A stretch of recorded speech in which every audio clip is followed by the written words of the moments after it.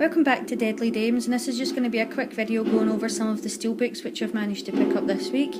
I think you probably know from previous videos that I really do like Steelbook. I don't know why, I just really do. And you can see in front of me the first one which I got was from Eureka, and that is Cleopatra. I just really like this version of the movie.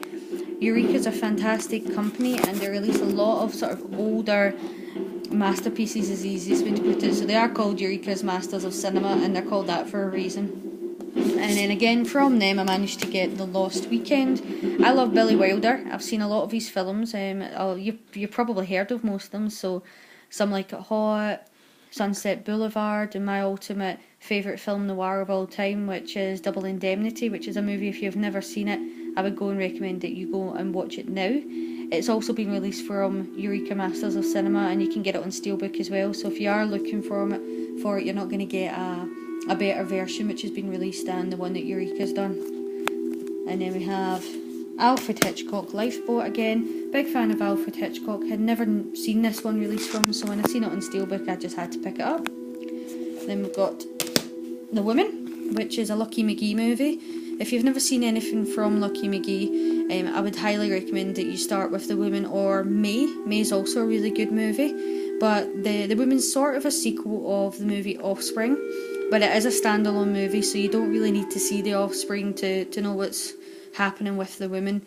The main thing that makes it a kind of sequel is that the female character that's on the front here, she's also in The Offspring, so where The Offspring finishes is kind of where The Woman picks up, but that's all the similarity is. So you don't need to have seen the first one to know what's going to happen in this movie, because as I said, it's a standalone movie itself. It kind of turns the happy family storyline on its head, so if you're looking for a movie that's going to leave a lasting impression, I would recommend watching this one.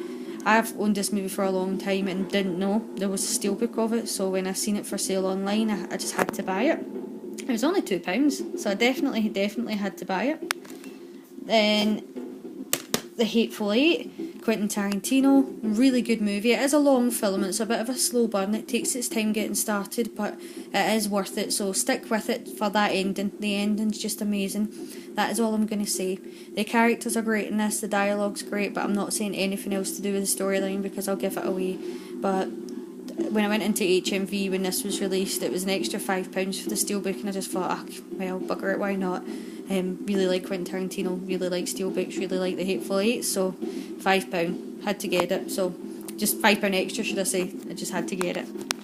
And then Evil Dead, couldn't believe I got this for £5 online. I've got multiple editions of Evil Dead from VHS all the way right up till, well, the Blu-ray, which is the most recent format. And when I seen the Steelbook, I just had to buy it. I love this movie. Grew up watching this movie. Love Bruce Campbell, and for £5 I just had to buy it. And if we just move on to the Steelbook games which I managed to get. So, Until Dawn. You know, I love the game Until Dawn, but this isn't exactly the most inventive steelbook in the world. It's really just a blue case with Until Dawn written on a slipcase, should I say.